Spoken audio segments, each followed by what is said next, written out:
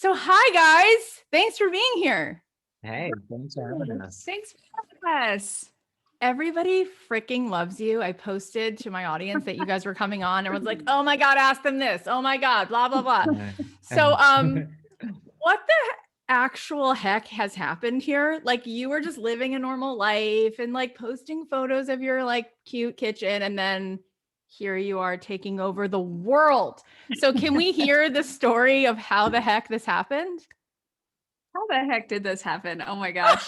I mean, Good questions. Sometimes we ask ourselves we that. ask ourselves that a lot. I think now I can honestly say we've surrounded ourselves with really good people, which is how we're able to continue to grow from here, because we don't know what we're doing. But when I first started, I think that, I'm a self-taught designer. I was very nervous about even calling myself a designer. Right. And when I started posting pictures of my house and just dabbling in design, I think for me, I had to like wade slowly into it. I was not confident enough to just be like, here I am, here's my business card, here you go. Like, I'm going to tell everyone I know. I had to kind of get some confidence, just like one step at a time. And then I wasn't interested in money. It wasn't like a thing for me to make money. It was like I just had this passion. And that's, I think, a huge part of the success in the early days was just taking any and all projects I could possibly take on just for the experience.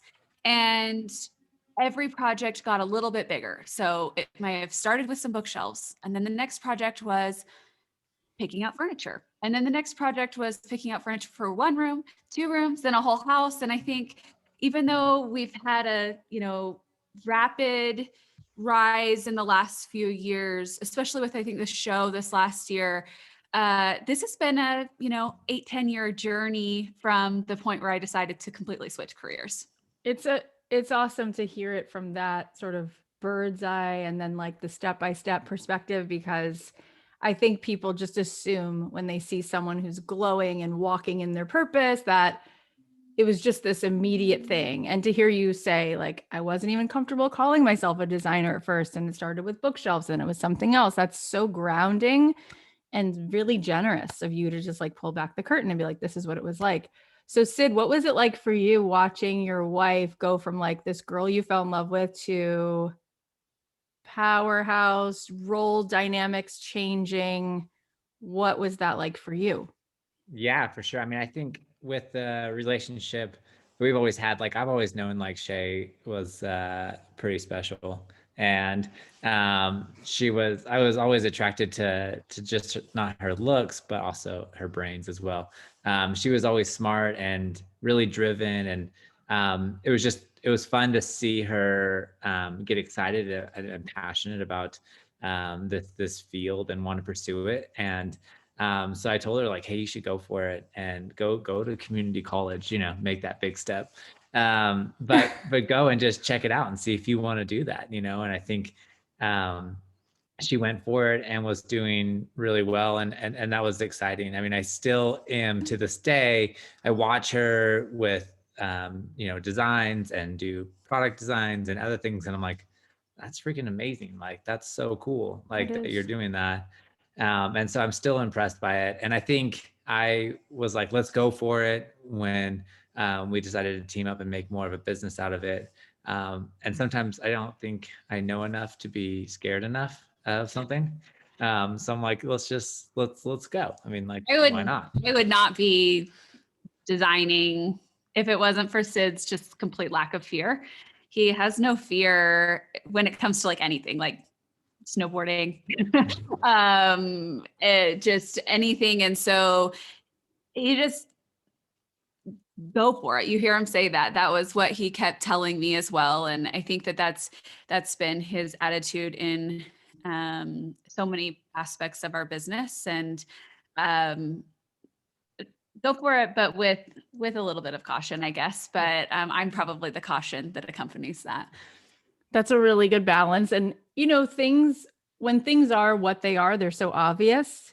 And so that's really obvious when you watch the dynamic between you and you look at the way he's so funny and playful, and like he brings that sort of unbridled, no fear. He could probably sit down with Warren Buffett and just be like, "What's up?" You know what I mean? Like Totally. it's like Yeah. not a Hey, big dude. deal. Yeah. NBD. Like you're both just cool guys having a convo. Yeah. And you're much more like you're creative, you're sensitive, you take things more seriously. And so I can see where that's like a really good marriage of a lot of things, including a marriage. So what was that moment? Well, first you were just posting your own life, right? And then you said it was like one little job at a time. What was that inner shift when you're like, I'm going to literally start telling people that I'm available to do this? Like, what allowed you to do that? Because so many of my audience members have this thing that everyone seems to be more contagious with than COVID, which is imposter syndrome. And they're Right. just like, who am I to ever do this? And you did mention that you felt that way for a second, but then you didn't. So how did you make that shift to be like, I'm doing this now full on. I've done a few little jobs. I'm all in. Yeah, I think that confidence is built one step at a time, like I mentioned. And I think that it also happened with making mistakes. Right. And I think that I have learned so much by making mistakes and then also not letting those mistakes hinder my forward movement, but just taking those lessons and be like, okay, well, I'm never going to make that mistake when dealing with a contractor again, or and just filing every experience away. I think that I hate to say it because I think outside recognition helped me feel more confident. And I built my business through Instagram. And I think that our audience has learned how to design along with me. I mean, I started with our house and then with clients, and I was showing the process along the way. And I think that them cheering, "Oh, that looks great," I even if it was not real, I took heart from that. That was encouraging to me. And now I have to do the opposite. Like, don't look too much into what people are saying. But I think in those early days, just taking little nuggets here and there of really boosted my confidence, and also having clients happy. I think that was a huge thing, but honestly, I still struggle with that today. So when people say things like, "Wow, your whole life has changed," I'm like, I'm the same person. Right. And so I think that yes, the outside boost, but also just like giving yourself some space to like build the confidence. And that's the only thing that you can do that with is like time, and time equals mistakes and learning from those mistakes. Yeah. And one of the things that you're kind of alluding to now, which is also, I think, part of what built your Instagram, is there's just a authenticity that's actual authenticity. I think there's a lot of faux authenticity out there, but the two of you are kind of just like, this is what it is, really. And it's so obvious, like I said before. And I wanted to ask you about that because your Instagram was at the sort of heart of the engine that grew this. And to show up on Instagram and to create that kind of engagement, forget the vanity metrics of how many followers. I'm talking about the depth of the engagement, the quality of the followers, and how there was like a community building there. What do you both think you've learned about the glue that makes an audience feel, like you said, not like, look at me, I have the answers, but come with me as I'm figuring this out with you? What do you think helps people to create that kind of depth with their audience? Giving. I think that early on, Syd he used the phrase give, give, give. And I think that you have to think about giving of yourself and your knowledge and your time and the things that you're learning and the things that you have learned, because ultimately, eventually, that will come full circle, and perhaps there will be a product that you really want to sell later. But we didn't start there. And I think that it was just giving oh, I learned this. I put this paint color on the wall. It's really great. It looks great in every room. Here you go. Or, oh, I got this like plant. I'm loving these types of plants lately. And this is how I'm using them in the home. Those types of things. I've just given everything that I possibly can. And that I think has built trust and it's built a community.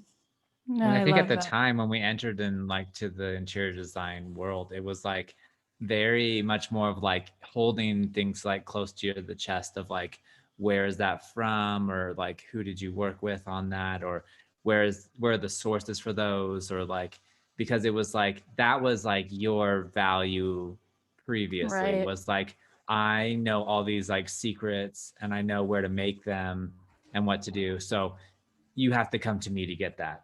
You got to pay me the big bucks to get it. And so even in talking with Shea, like early days, I was like, hey, like engage and answer and tell people where we get the stuff from and answer questions and like bring them along. And she was like, I know, but no one does that. Like, that's really like very like contradictory to like what the status quo is in the industry. Like you're supposed to keep your sources tight. And people are still Yeah. mad that we did that or do that. It's not, yes, we've changed the industry and we've lifted the curtain on a lot, but people are still so mad that we, and I think it's also hard because, we have paying clients. And so you don't want to give everything away, but you can give some away. If you have confidence enough in yourself as a designer, you have some magic sauce that can't be replicated, even by 100%. sharing where you got a table. And the reality is there's a lot of people that are like, I'm going to try to do it by myself.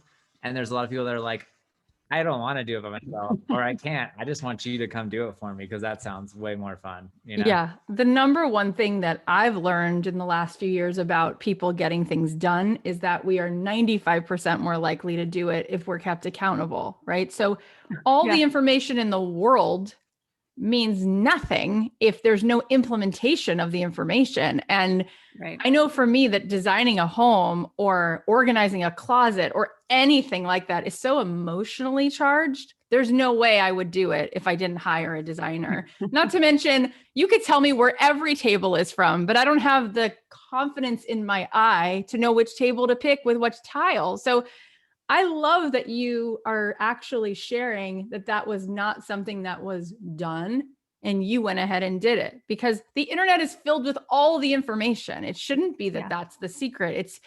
They're buying you. They're buying time with you. If they're hiring a designer, they want the hand-holding. They want the psychological and emotional support of this person plus this person's taste. So that's where you sort of like went way beyond. It's not really the table at all. It's this whole journey we take, right? Yes. What was it like for you, Syd, when you went full time with her? Like, what were you doing for work before then? And how did you just like, a lot of men have, I don't even know if it's a bad thing. Like they have egos, which is kind of actually what makes us find men sexy at the same time. And you were willing to still like be a guy, have an ego and like check yourself at the door in a big way. How did you do It took that? them some time to get there. That ego stayed around. But that's good. That's healthy. Not that bad. Not that What were you bad. doing on your own before this whole thing? What were you doing? So I was working with my brother who had started like an online affiliate marketing like agency. And so it was all like digitally based lead generation stuff. Right.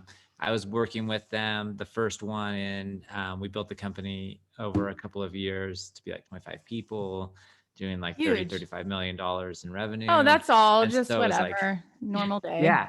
So we were like, oh, this is cool. It's growing.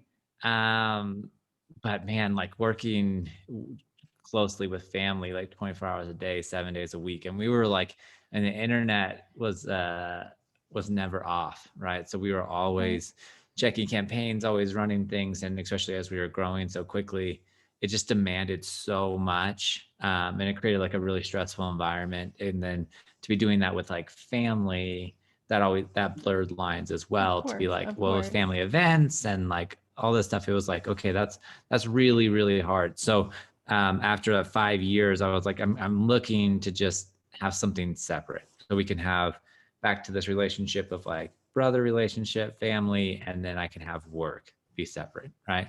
That'd be a really good idea to have family and work be separate.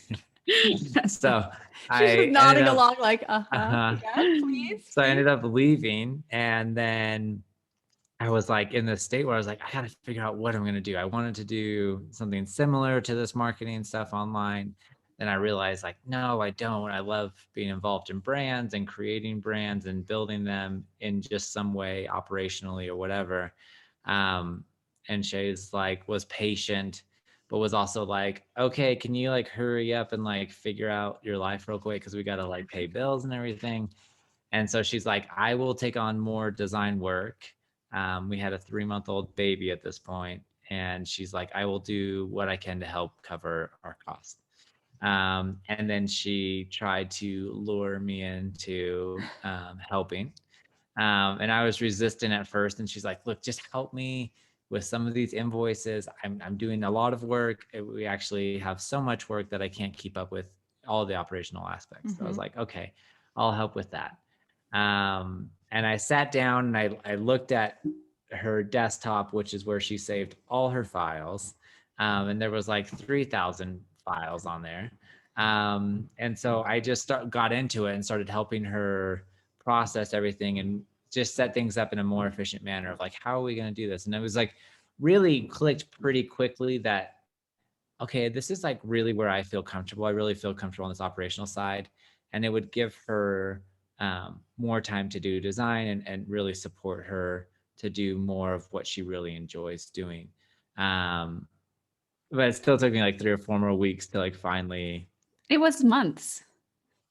3 or 4 more months is what Months. I said. That's what I Months, said, almost right? a year. Yeah. 16 years later, I got the memo. It was like weeks, month-ish. No, I mean, we had a year of not really being fully committed, kind of Syd working behind the scenes. And before we realized or he realized, I knew we were a good fit, but that we should work together. And even at the beginning when he did say, let's do this, it was like, well, let's change the name. It was Shea McGee Design before. So he changed it to Studio McGee. So it was more representative of the both of us. But even then, I think in the early days, it was hard because I think he felt like he was stepping into my thing. He was stepping into my territory. Well, it was literally Shea McGee that was your thing. Right.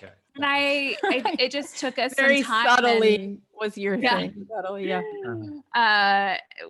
Yeah, I mean, you were in a way, but I was excited to have a partner, to not feel so lonely and figuring everything out. And but then it was fun because your thing became our thing, and then we really committed and decided to sell our home and put everything we could into the business and relocate.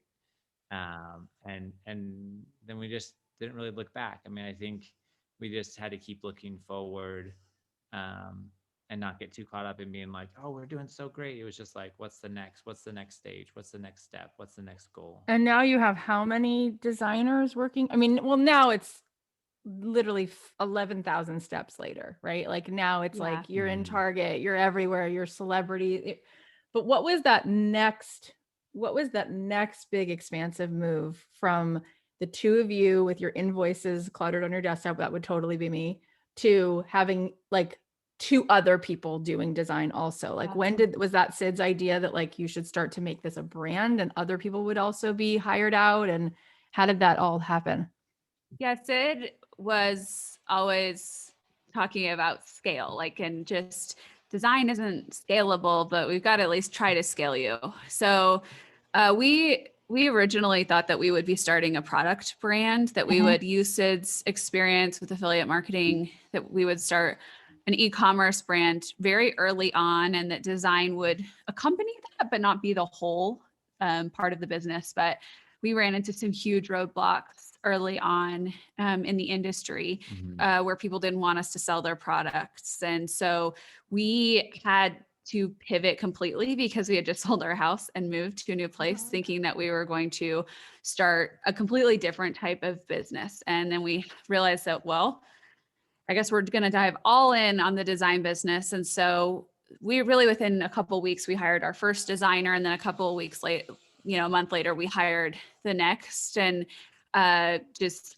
said yes to everything. And Amazing. that was a really hard time saying yes to everything. It'll kill you.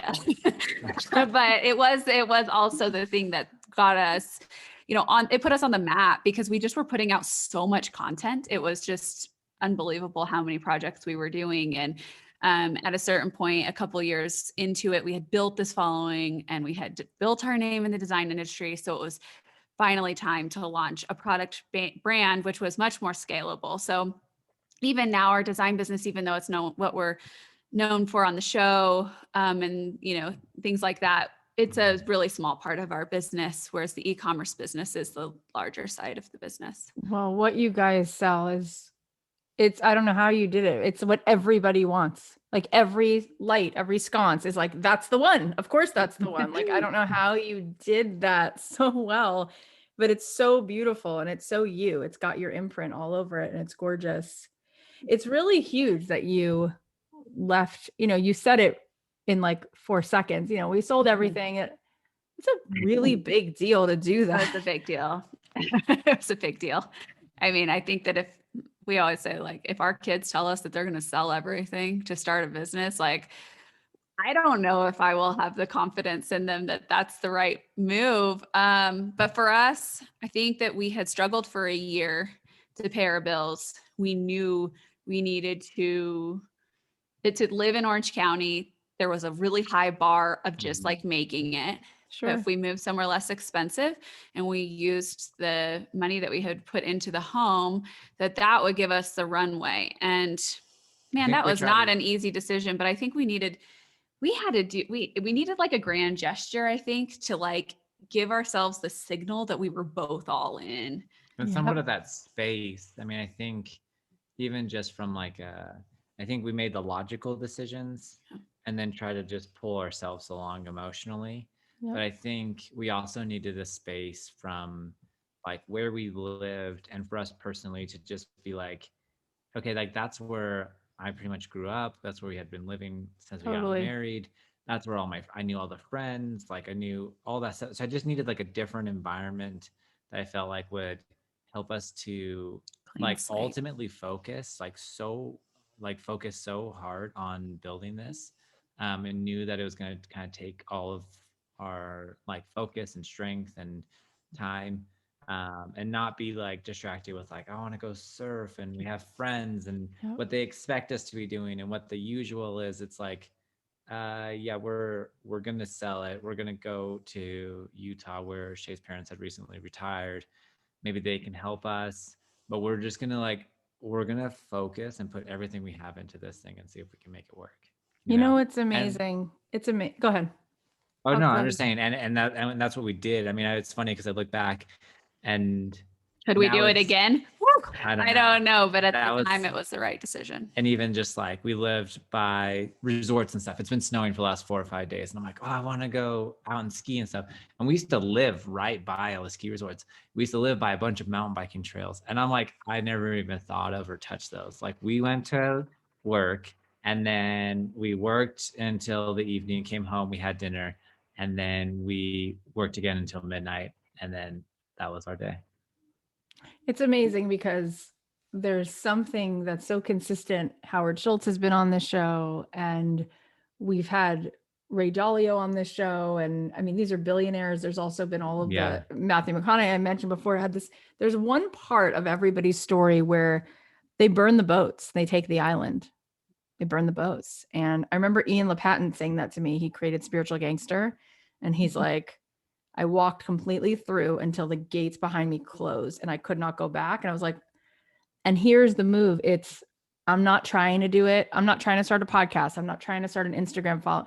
I am doing this. Mm-hmm. It's like, there's a vibrational match in the universe for that kind of a choice. And so I wanted to talk about that for a second, because so often people are always asking me and our guests, like, what's the strategy? What do you do? What's the hashtag? What do you do? What's the funnel? What do you do? And often I say, a really good question is, who are you being? Who are you being, right? There's so much that's like not even in the doing. And I wanted to ask you if there were moments that you could think of where you stepped into it. You just stepped all in and the synchronicity was like, I can't believe then this call came or this thing came. And it was more from a vibrational match rather than like, I sat down and made this PDF so perfect. And that's what actually got me the next opportunity. What jumps out to you? I mean, I feel like jumping out to me is like our decision to move to Utah, and then the house. Like Things just fell. project. Things didn't necessarily fall into place. I think for me at least, the way I see that, and I love what you said about burning the boats, and just you just kind of keep going. And I think that for us, that's been the key, is that you don't have a plan B. There's no real exit strategy. You keep going. And when we got turned down for an HGTV show in our first, year of business, I didn't even know that. Oh my God. I love hearing that. We didn't say, well, that's it. It was like, well, fine, we're going to start a YouTube channel. And you know what? That YouTube channel ended up being one of the greatest things that we've ever decided to do. And I think that we've had a lot of people turn us down and doubt us, and things go wrong. When we saved and put $100,000 into a website to start McGee & Co. that completely failed. And then we had to rebuild it, take the whole thing offline, rebuild it, put it on Shopify. These are like, we weren't paying ourselves at the time. So that was devastating. But I think that the synchronicity that you're talking about has come from seeing these really big opportunities come from really bad moments in our journey. And I think it's so true. Like, I have this book on my desk by Seth Godin. It's called The Dip. And his publisher's like, this is dumb. It's 75 pages. We're not putting it out. And it's like one of his most popular books. It's a really good book. It's really good. And he's like my personal mentor. I feel so honored to, like, he's the person I ask questions to. And he'll always say, it's all about the dip. Like, the dip is what you want. That's the moment when you grow the muscle. Like, and that's where everyone's out, right? And the other side of the dip, that's where scarcity lies. And you just said something really important. I mean, everything you've said up to now has been like candy. It's so fun to look at you both, to talk to you both. You're just like adorable and grounded and smart. But what you just said about how, like, we looked at the failure as an opportunity, it's so important. We are just not in a culture right now where people are, where we're just so thin-skinned. It's like, something goes wrong, forget it. That's all the evidence I need that I will never be anybody. How do we fail forward? How did you do that? How did you pick yourself up in those moments and be like, this totally failed, and what's our next move tomorrow? I think we have like the McGee stages of grief, like, that we go through. Like, we get really excited about something, like we're gonna do product, and we go to like these big markets and we talk to lots of people, and they tell us, no way, we're not gonna let you sell our stuff on the internet because we're afraid of the internet and we have no idea who you guys are. And then we like go back to our hotel room, and then we're like, that was really sad day. And then we Get mad. but then we like go get a burger or something. I definitely do. And then she'll steal a couple fries. Then we come back the next morning and we say, you know what? We're going to show those guys that we're going to do this. And then we get mad. And then we go and we're like, okay, we're going to establish ourselves as a really strong design firm and grow our social so that they like have to like, they can't deny us. They know who we are, and they like will be wanting to work with us. So then we spent, 2 years doing that. And then it's like, and then we look for opportunities. And then we came back, and it was a couple of years later, we came back and we found 2 people that would take us on, right? We targeted one that was really exclusive and was really hard and didn't really allow many accounts to open with them to sell their stuff online at all. I think at the time they had like 4 people. So we targeted them, and they gave us the thumbs up to sell their stuff. And with that, we were able to leverage them letting us sell their stuff to get 2 or 3 other people, then 4, then 5, then 6 people. So, I mean, that's just one example, but so many times we've wanted to do something and we are so excited about it, and it blows up first time. Sid and I just have like a prove them wrong kind of a retaliation to failure. And I think so earlier, I mean, a lot of these stories are early in our business, but even just this past year when COVID hit, I think we expected to take a really big hit. And then everyone started focusing on home. And we all of a sudden saw this uptick in sales. And we also, not only did we see an uptick in sales, but we had supply chain issues because everyone has having supply chain issues.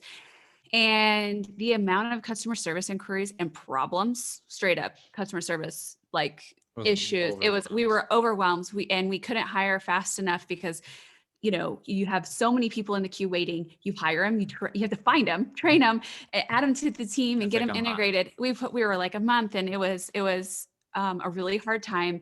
But we used this as an experience that was a not good experience, and we said, okay, well, what are we going to do to make it so that we're prepared and we're not going to let this kind of thing happen again? What are we going to do to button up our customer experience because we really want to provide a good experience. And so instead of being like, well, it's COVID, like, and using that as an excuse, I think we use that as an opportunity to make some changes.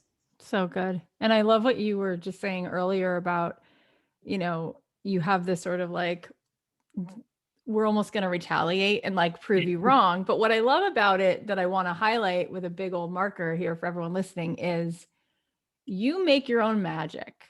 You keep saying this, like whatever I ask you, it always comes back to like, so we built a YouTube channel. So we built the Instagram. So I started designing. So we hired someone else. So we burned the boats. We took the island. Not so we waited for someone to choose us. So we waited for somebody's like, or no, like you just go and do it. And I want people to hear this because so many people are waiting. They're waiting for someone to recognize that they're singing in the back of the church and Clive Davis better walk in. And it's like, you don't need to do that into this day and age. What would you say to someone if they want to build a business, if they want to build a design business, if they want to build any business, they want to build an Instagram, if they want to get on TV, any dream? What would you say to them about what is possible for them to start making happen now? Those opportunities will come if you're not focused on them.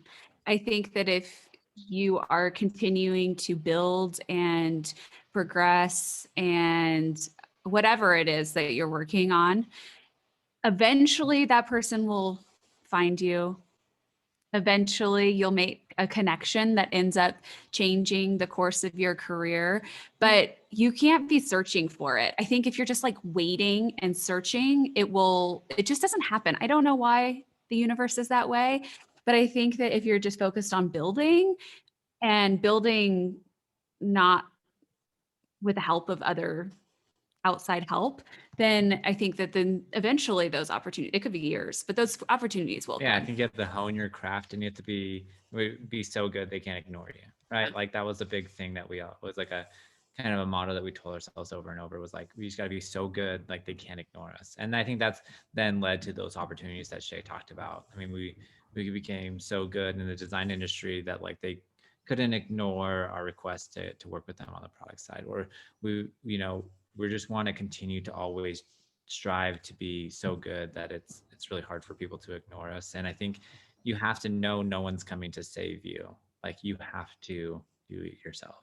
You have to look out for yourself and take care of yourself and put yourself out there and share that journey. I mean, I think that was cool, but we're not able to do that anymore. We can't share a down in the dirty starting from scratch story again. But like whoever's out there that hasn't done that yet, like that's super cool. You can say like, okay, like day one, I'm gonna like try to build a site today or something, or I'm gonna like figure out how to like bring people along on that journey. And I think people will be like, oh, this is really cool. I'm gonna like watch this and see how it develops, you know? Yeah. And it's so good what you're saying. And what kind of strikes me is that people, while they have all of this like humility and imposter syndrome, there's also some arrogance around like, if I don't get the ROI right away, if somebody doesn't choose me right away, or Netflix doesn't call me tomorrow, like I'm not doing it. Whereas with you guys, it's a calling. It's like, I am doing this,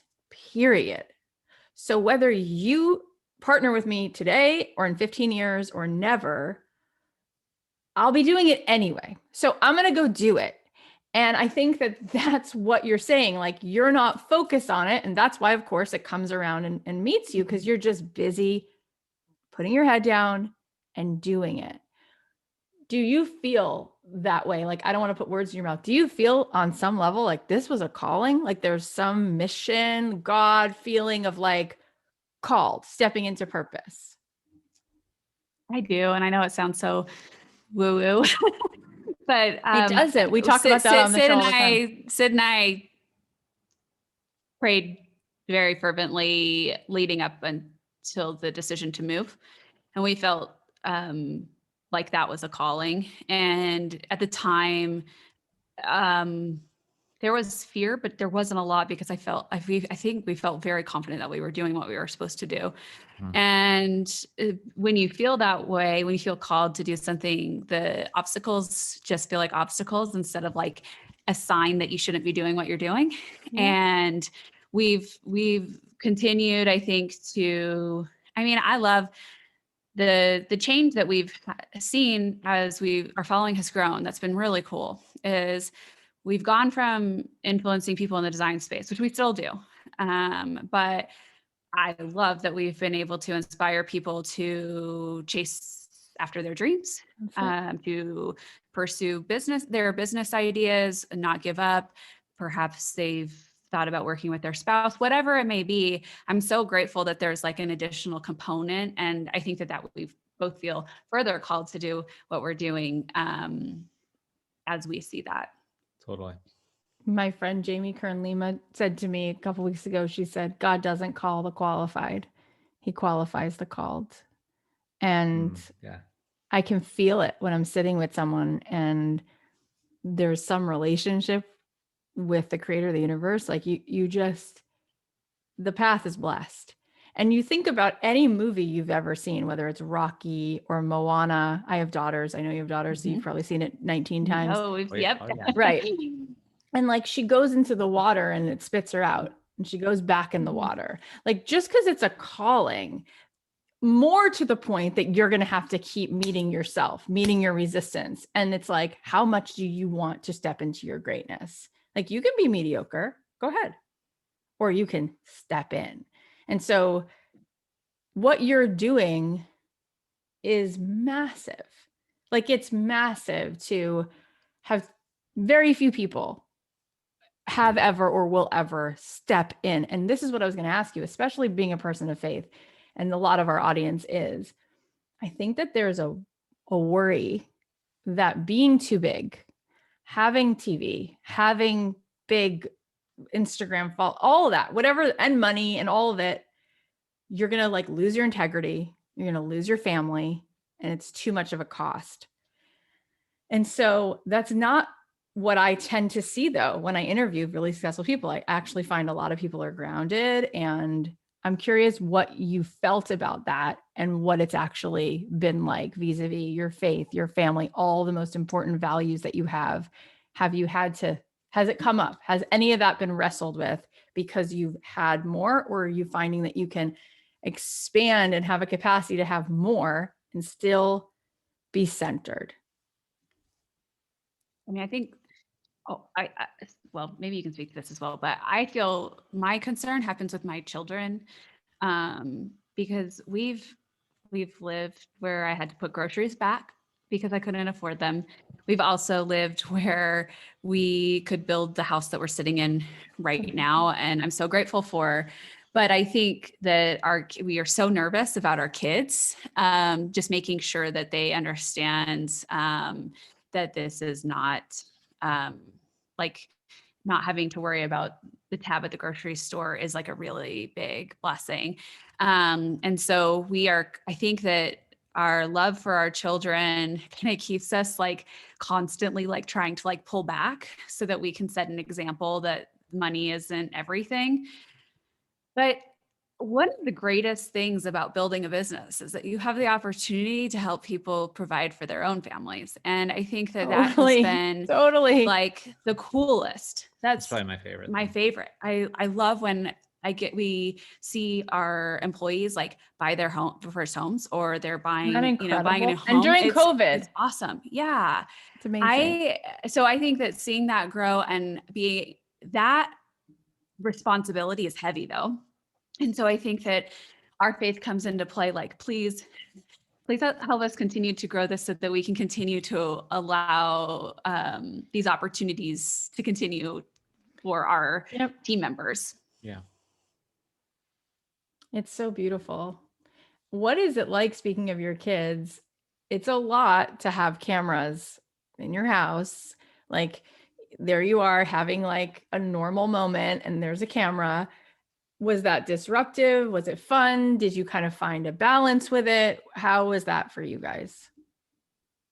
Yeah, we found a balance with it. Our kids think it's like a blast. Yeah, I think it's really fun. good. But we were really selective, and we were very protective of their time and kind of their exposure. And so we were just like, I mean, they had a very limited time window that they could have our kids involved, And other than that, we just wanted our kids to be, just more normal and just live that life.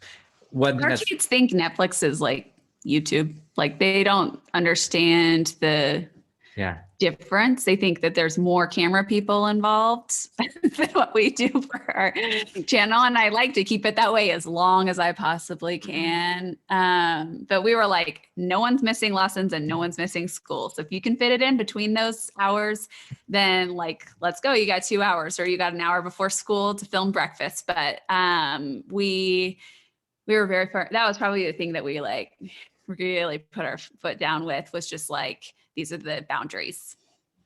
And our kids, whether I don't know what to think about it. It was very natural for them to be on camera. And Syd, I wanted to ask you, because I've seen every episode. In fact, I'm always like hoping that somehow there's like 6 I haven't seen, because I love it so much.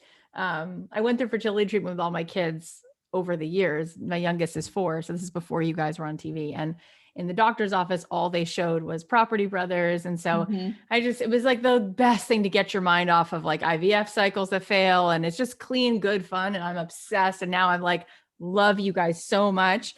I wanted to ask what it's like for you, Syd, because there's so many moments where you guys sit on that couch and she just talks and talks and talks. And you're just like, and then she's like, did you just check your phone? You're like, nope. I'm like sitting here for an hour. And I'm just like, how is that for you? Like, she's clearly the show. And then you get to be like silly and funny, like trying to create the gardening and the men that didn't work with the sprinklers. Like, I've seen every episode. You're adorable. But like, she's talking again. Like, how does that not bother you? I just love our dynamic. I love that role, because I'm like, that's fine. You talk, I'll chill. Like, that's perfect with me. Let's just hit donuts afterwards, I know you love those sweets. It's so funny. You're so thin. And she's like, there he is again. I'm like, how does he consume them? Where does it go? But I just like, I don't know. I think that at times when it's like, it's my time to take care of things, like I'm working on kind of things that are like more boring and not as attractive to show and share on TV. And so I think I love watching Shea, and I love watching the brand grow. And I think it's really fun, all the things that we do from like a brand dynamic. And I like that's Shea and her element. Like, I feel like she's special. I mean, she's special to me, and I think that she's like special as a creative. And so just seeing her kind of glow when she talks about it, and just be excited about the design and the products and the things that are coming. I mean, like, she's still like, hey, come here, come check out this new stuff that we're doing with Target. Like, it's gonna be really cool. And I'm like, yeah, heck yeah, like, let's see it. So I just love that. That's her, and I'm cool with that. I'm not like, I don't know, I don't ever it's not like I'm trying to suppress feelings of like, look at me more, I think we learned early on, like, we would sit on that couch for like 8 hours. I can only imagine. Or 10, it was so long. And the producers would just like ask me question after question after question. And then they would just look at Syd and be like, so do you have a joke? And then they'd turn it back to me to just keep answer these questions. And so we learned pretty early on, like, Syd's there to like keep me relaxed and have a good time. Let's just have a good time. And so I think really proud of you, like that you just embrace that. You weren't afraid to be like silly on camera, and He's adorable. yeah, And I love when sometimes you're like, oh my God, like it's so you said that. cute. Well, because after like 8 hours, you're like, it's like interrogation, and they broke you down, and then you slip and you say something, and they're like, perfect, we're putting that one on, you know, Thank you mark so that. much. Right. And you're like, oh my gosh. But let Yeah. me ask you this, because you said before working with your brother was not easy. And I've become friendly with some of the people in this space, including the Hollises, and Rachel was just here and Dave was here a couple months ago, and they're so loving to one another. And they just went through a very respectful, but very big divorce. I would say big just because it's very public. And working together was really hard. I think that was just one piece, but it was hard. And right now, just based upon the way you guys are like interacting and what you said about your brother, and this not being something that you've said is similar, how on earth are you making this work? You're spending TV time together, the business together, you're parenting together. You're also in Utah, where like he doesn't have his guys to go off and like get a beer with. How do you do this and not argue, or argue in a healthy, constructive way when you do? I think we kind of just stumbled our way to finding out that, like Shea had said, I mean, I think at first it was really hard because it was like, what are the dynamics and the responsibility of like who takes care of what?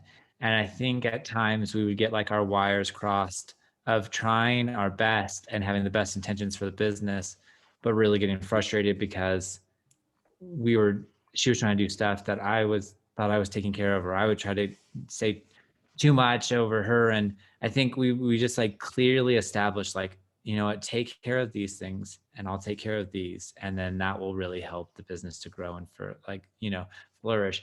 But I think over the years we started really like, okay, we have to work, you know, on our business, but we have to work on our relationship too. So what are those things? Like it's like date nights, it's like paying attention, it's showing that we're being thoughtful and we're still, you know, showing a romantic interest in each other. And we have to constantly do that, because with work and with kids, like it can be all of a sudden like 2 months flies by and you're like, oh my gosh, like we haven't gone on a date, or I haven't got any flowers or card or anything, like to showing like I'm thinking of you.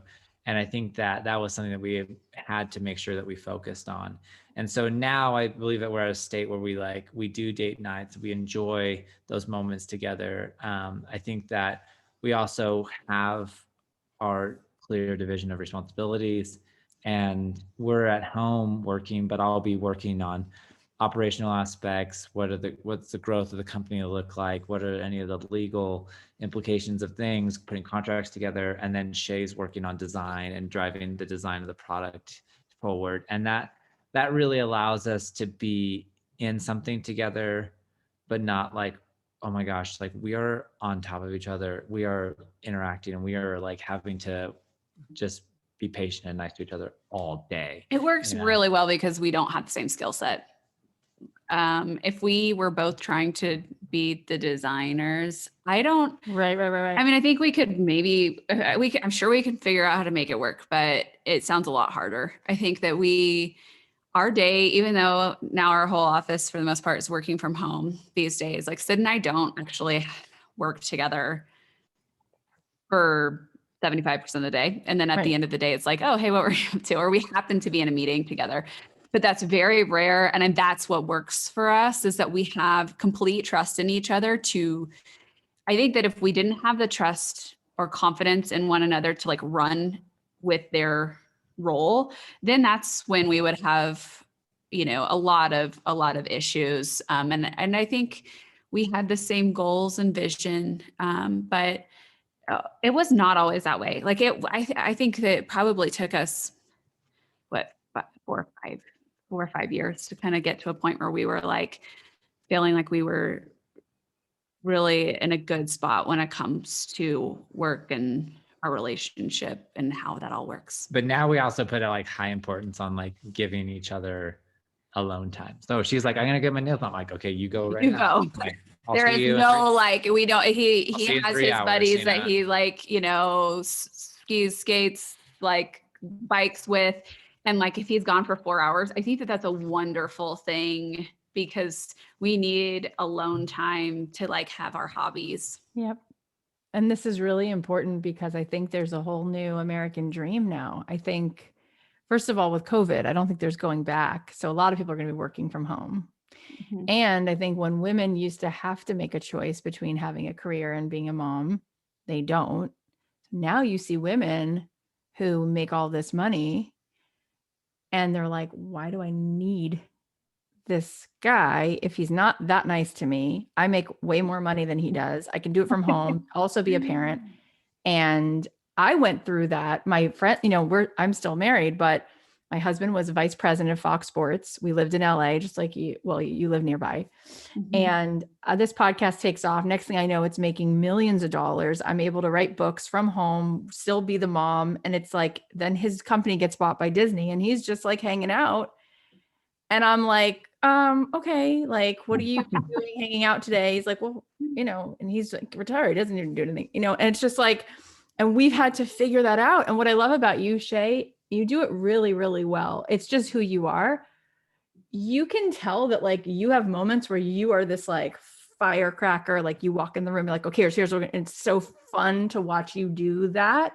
Then you also are like so good at being his girlfriend. Like you're so good at just being like cute and like, I love that. You made me laugh. Or yeah, I needed you right now because I was scared. Or you can tell that you're able to be both of those parts of the feminine. Like feminine means being strong and it also means being soft and like knowing how to receive. And that's why what you're doing is so much bigger than designing homes, because this is literally what we're walking into now. And there's no model for this.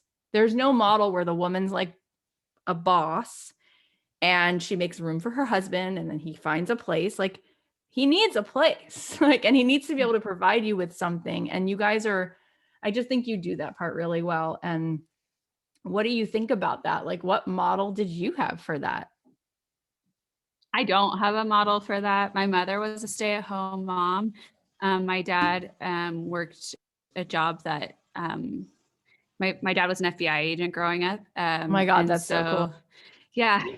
So it was I had no idea what he was doing at work. Nope. And so we had a very like traditional setup at home, and everyone's roles were very traditional. And so I didn't see this dynamic coming, but I think that everyone wants to feel empowered and like they're producing. Yeah. And whether that, and I guess I just don't look at it like this is my thing and then he's part of it. It's like, this is our thing. And if you feel like, what do you need to feel fulfilled? Like what are you going to go after? And I'm like, I need a creative outlet. That's me. And Syd needs to build something. That is him. And so I think that us identifying like our needs, like our just like basic needs to like what makes us feel like we're productive human beings, that's what keeps us supporting each other. And I think it's really important to check in with each other, Yeah. because needs change, situations change. And I think that like what works now might not work in 2 years. Like I had a break recently where I was just like, we're having a third baby and I can't handle, like we've grown so many things in different aspects of our business. Like I can't take on as many clients. I just can't. Like clients are really demanding. And as much as I love design work, I can't do it to the scale that we were doing it. So I'm just telling you right now, we got to figure something else out to like scale it down a bit so that I can like focus on some of these areas of our business and also our family. And that when we speak up, the other person has got to listen because I love that you said that. that is everything. If Syd ignored that, then I think that that's when like resentment would start to build. And I think that then all of a sudden you get puffed up. And so whenever he has those moments, like I need to hire a president of the company. It wasn't just like CEO relationship with doing everything. He told me he needed that. And I was like, let's do it. If that means we have to sacrifice something, fine. Like if you need that, we're going to do it. And I think just learning, but that's something you have to practice. You have to practice speaking up and you have to practice listening. I'm so happy you said that. I think it's really important because that was one thing that I did talk to Rachel about. Rachel Hollis on the show was that she's like, I just abandoned myself in 1,000 different ways and I couldn't stop doing that. And I think that we don't always see a model that like love means I love you. I want to know what you need. And I also have to be able to say, this is what's going to work for me. Not in an ultimatum way, but like in a, this is just what's true. And if you can't do that, of course you wind up leaving the person because you can't be yourself with the person. But I think what's beautiful about the two of you, and you just both keep doing it so well, is you say what you need and then you somehow make space for the person to like thrive. And it's so clear now that we've had this conversation. This business is the two of you. Like every step that's like led to that next level was from both of you being all in and the two of you coming up with these ideas. And it's awesome. So tell us where we can follow and buy things and be around you and watch your show and all those things. Yeah, follow and buy all of our things. So you can find us on Instagram at Studio McGee and also at McGee & Co. So McGee & Co. is our shop. So McGeeandCo.com.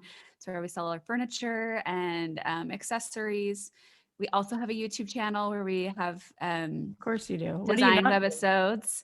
And just this past year, when my dreams come true, we launched a line at Target. So you can also find us at Target in stores and online. What's your favorite item? Both of you, what's your favorite item that you sell? Oh. What comes to mind? You have a favorite?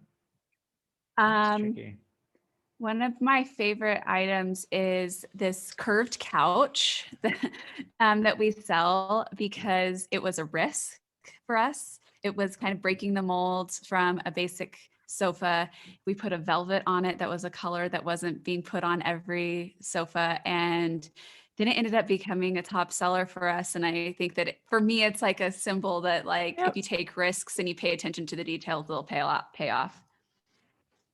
I think my favorites, Shea always smells good, and she has like So the candles. They did the McGee & Co. candles, and they were so good this year. Like they're just, yeah, it always smells amazing. I'm gonna literally go buy that couch, and I'm not joking. I just got rid of one of my couches. I'm gonna go buy the candles and the couch, and I'll take a picture on my Instagram. I'm not joking. Oh, you're guys, amazing. You're the cutest humans, and I just want to say thank you because you don't have to be this nice. You're famous, and when people are famous, they can not care about people and people will still love them. And you're so much even more lovable in person than you already are on TV. And I just was so at ease. You made me feel so at ease because you're at ease. So thank you. This is the best. Thank you so much. That was